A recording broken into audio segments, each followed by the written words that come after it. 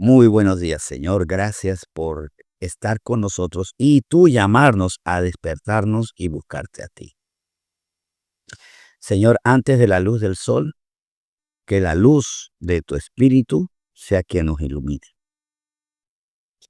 Antes que los afanes del día sea el querer conocerte que nos despierte, que nos saque de la cama. Sí, salimos de la cama, salimos y nos preparamos para vivir, porque obviamente las tareas no nos despiertan, nos inquietan y nos hacen salir, pero que sea tu espíritu primero que todo que nos animes.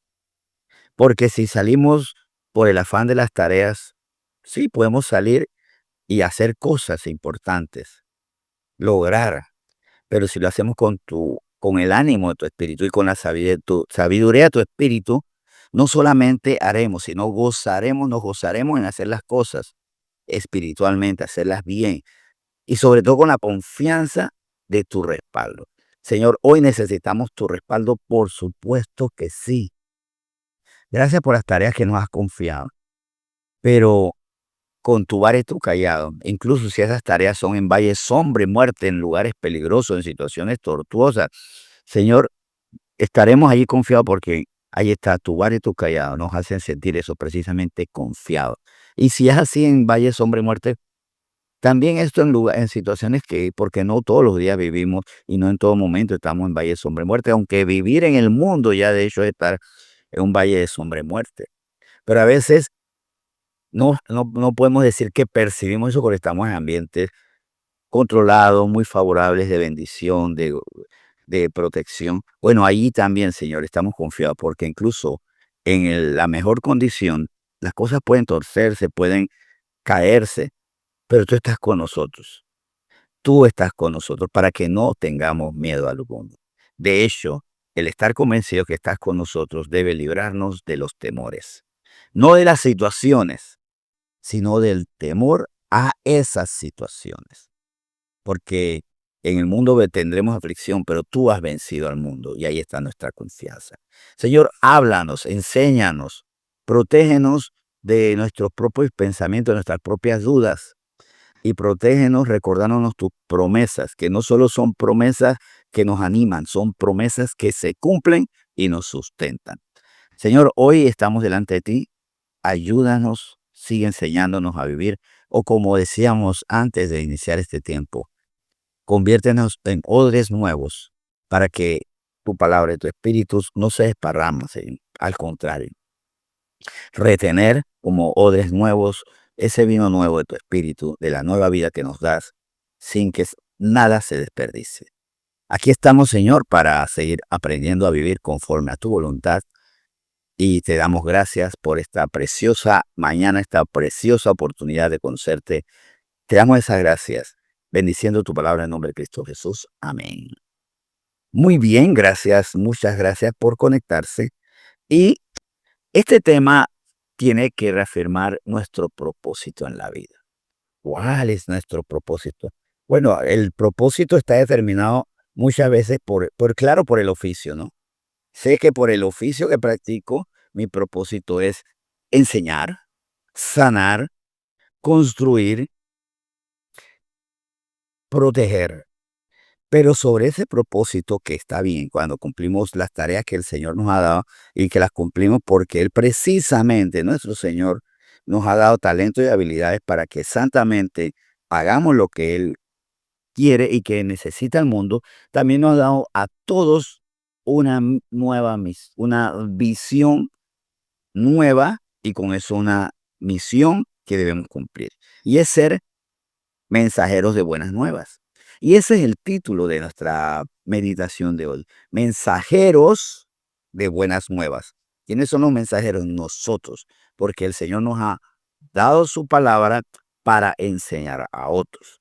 Y esto tiene efectos muy importantes en, en evitar que las personas tropiecen, por supuesto, en enseñarles a andar por la senda, pero también como un efecto inmediato debe ser dar alegría y esperanza. Vamos a Proverbios capítulo 15, versículo 30, y vemos el efecto que podemos crear inmediatamente en las personas.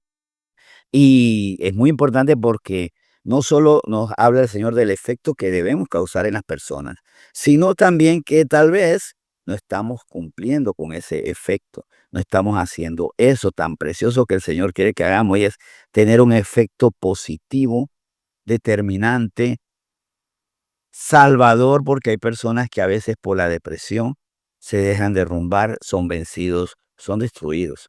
Y no es la voluntad de Dios. Dice Proverbios 15:30. La luz de los ojos alegra el corazón y la buena nueva conforta los huesos. Y si nosotros queremos que haya corazones alegres y que los huesos sean confortados, las personas se sientan fuertes nuevamente, el Señor nos ha dado la luz de su palabra. La buena nueva es el Evangelio. A los pobres el Señor Jesucristo le enseñaba el Evangelio. ¿Por qué? Porque los pobres suelen estar deprimidos, pues pueden tener mucho pesimismo, frustración, a veces resentimiento, amargura. La escasez que nos lleva a la amargura es lógico, pero en las buenas nuevas del Evangelio nos deben sacar de esa amargura, esa desesperanza, ese dolor, de ese pesimismo, esa resignación, nos deben sacar a, a la esperanza. ¿Y a quién se le eleva esa palabra? A nosotros. Mire, hay promesas tan maravillosas en las Escrituras que cuando nosotros no solo las escuchamos, sino las creemos, nos tienen que levantar. Mire, yo le voy a compartir una de mis promesas favoritas.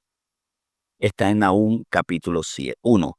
Nahum capítulo 1, versículo 7. Pero ¿por qué quiero compartirles esto? No solo porque doy testimonio que me ha ayudado esta promesa de Nahum capítulo 1, versículo 7. Me ha levantado en momentos difíciles, solo esa palabra me ha levantado porque la creo, pero también porque quiero que ustedes, hoy, ya que me toca ser mensajero buenas nuevas, me toca con mucho gozo, no es que me toca porque me toca, sino me toca porque disfruto esto, porque es una delegación del Señor, pero también la disfruto, y quiero que esta promesa llegue a ustedes. Dice Nahum 1:7, Jehová es bueno, fortaleza en el día de la angustia, y conoce a los que en él confían. Primero que todo, lo que a mí me alegra es que contamos con un Dios que es bueno, pero no solo es bueno, sino que Él me da fortaleza en el día de la angustia. No sé cómo es el día de ustedes hoy, tal vez el día de la angustia es hoy, o tal vez hoy el Señor les ha dado un día de paz, pero el día de la angustia puede ser mañana. Tal vez hoy estamos en la víspera del día de la angustia, o puede ser la otra semana. O el día de la angustia no es el que vivo yo, pero si vive alguien en mi casa. Hay alguien en casa ahora mismo que tiene angustia, tiene temor, tiene esa esperanza. Y yo como mensajero buena nueva le digo, mira, pero Dios es bueno, Jehová es bueno, dice en Nahum 1:7, fortalece en el día de la angustia, pero vamos a hacer algo. Dice, y conoce a los que en Él confían. El Señor quiere hacer tanto en tu vida, lo que tienes es que ponerle tu confianza en Él. Pero ¿cómo voy a confiar en Él? Porque Él es bueno y porque Él es fortaleza en el día de la angustia. Cree eso, confía en eso, déjate levantar con esa palabra que es verdad. Ahora, no solamente lo digo porque este versículo Nahum 1:7, porque para mí ha sido vital, le digo, de verdad, momentos difíciles ha sido determinante. Me ha cambiado el ánimo porque sé que Dios es bueno, que Él es el fortaleza en la angustia y que Él conoce mi confianza en Él.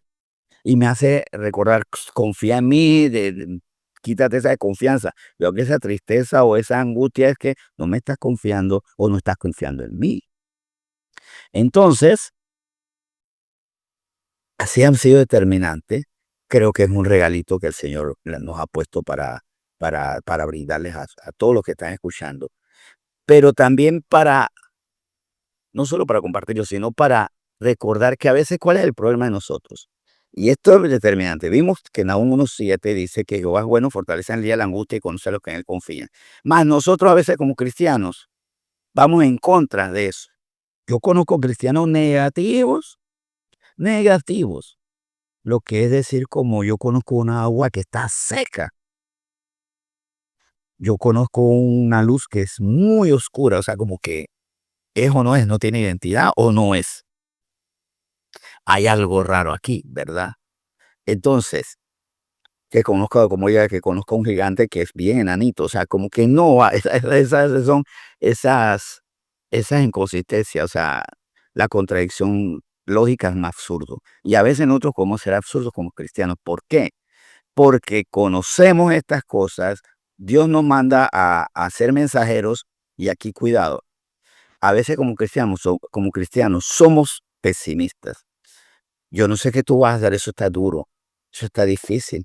Es más, eso es imposible, pero no debo olvidar lo que, lo que el Señor instruyó incluso en los evangelios. Lo que es imposible para el hombre es posible para Dios. Está imposible, bueno, pero Jehová es bueno, fortalece en día la angustia y conoce a los que en él confían. Lo que es imposible para el hombre es posible para Dios. Y ahí vemos que nosotros debemos transmitir esta verdad y no, es más, no proveerle mal ni tristezas a todos y tener una actitud diferente. Vamos a 1 Tesalonicenses 5, versículo 18. 1 Tesalonicenses 5, versículo 18.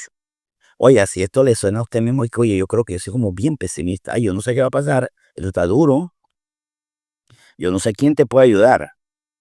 Teniendo a Dios, que es bueno, fortaleza en la angustia y que conoce a los que en él confían. O puede ser que también tengamos que tener cuidado. A veces el problema de nosotros es que somos gente de fe, pero dejamos que otras personas nos hablen con palabras pesimistas. Más bien yo lo que tengo es corregirla, decirle, no te voy a creer eso y más bien escucha, tú necesitas cambiar ese lenguaje. Dice 1 Tesalonicenses 5, versículo 18, dad gracias en todo, porque esta es la voluntad de Dios para con vosotros en Cristo Jesús. O sea, de nuestros labios tiene que haber siempre una palabra de gratitud. ¿Pero por qué gratitud? Porque para los que amamos a Dios todas las cosas nos ayudan a bien. Sabemos que para los que amamos a Dios todas las cosas nos ayudan a bien. Todo, hasta perder el empleo o el quebranto de salud. Todo nos ayuda bien conforme a su propósito. Entonces, vivimos la situación difícil, pero como luz decimos, mire, el Señor tiene control de todo. Vamos a buscar el propósito de esto que estás viviendo. Tiene que haber un propósito. Lo hay en Dios. El problema es que no lo conocemos. Más bien, en vez de quejarnos, en vez de decir, oh, la vida es imposible, sí, porque por lo que para el hombre es imposible, para Dios es posible, vamos a ver qué posibilidades el Señor quiere explotar en medio de esa imposibilidad nuestra. Por eso es que tenemos que dar gracias a Dios en todo lo que estamos viviendo. Pero para esto también es fundamental tener una mente que esté sintonizada con lo correcto, lo justo, lo verdadero. En Filipenses 4, versículo 8, Pablo instruía precisamente a los filipenses que lo veían a él cautivo, en situación de apremio, en dificultades, y para no dejarse agobiar ellos por eso, les instruyó. Pablo estaba muy claro en muchas cosas, y una que no dudo que estaba claro era que, yo sé que él estaba claro, era que su condición, que a él no le afectaba, sí podía dañar a los demás. Como puede ser que la enfermedad que estamos viviendo, que tal vez no nos afecta a nosotros en cuanto a nuestra fe, puede estar afectando a mi familia, a mis vecinos, a mis amigos. El problema que yo estoy viviendo, tal vez no me derrumba a mí, pero tengo que recordar que puede estar haciéndole daño a los demás. Tal vez mi desempleo, mi enfermedad, mi escasez, el peligro que yo vivo, no me está derrumbando. Si me está derrumbando es porque he olvidado que Dios es bueno, fortaleza en el día en la angustia y que Él es respuesta. Él conoce a los que en Él confían. Tengo que examinar eso. Pero vamos a poner que yo esté bien, pero tengo que ser mensajero de buenas nuevas. E incluso cuando viviendo mal, yo estoy bien, porque no todo mundo comprende lo que estoy viviendo, conforme a la visión de Dios. Y por eso el Filipenses 4, versículo 8, miren esto, el hombre que estaba peor que todos los que lo podían leer, el cautivo, el torturado, el que ya su cabeza tenía precio y que esa factura le iban a cobrar en cualquier momento, llevándolo a la muerte. Pablo estaba cerca, cada día se acercaba más a su ejecución Y en Filipenses 4:8, estando el bien, fue un mensajero de buenas nuevas y dijo así: por lo demás, hermanos, todo lo que es verdadero, todo lo honesto, todo lo justo, todo lo puro, todo lo amable, todo lo que es de buen nombre, si hay virtud alguna, si hay algo digno de alabanza, en esto pensad. Nosotros somos mensajeros de buenas nuevas para cambiar los pensamientos negativos, destructores, desalentadores, hasta a veces cayendo en murmuraciones incluso contra Dios, de violencia que hay en los que están sufriendo. Y eso no quita, es que bueno, es que cuando yo estoy bien puedo hablar bien, cuando estoy mal tengo que ser mensajero. ¿Y qué tengo que poner en las personas? La voluntad de Dios, la palabra de Dios como su sustento. Por eso es que le preocupaba mucho esto y le decía a su gente que lo vean a él mal. Él es en esta relación, ¿no? Remitente, destinatario, o sea, quien hizo la carta, que nos lo leían, el que estaba peor era el que la hacía. Y el que estaba peor le decía: todo lo que es verdadero, todo lo honesto, todo lo justo, todo lo puro, todo lo amable, todo lo que es de buen nombre, si hay virtud alguna, si hay algo digno de alabanza, en esto pensar. Dejen de pensar en mentiras, ay, la vida es imposible.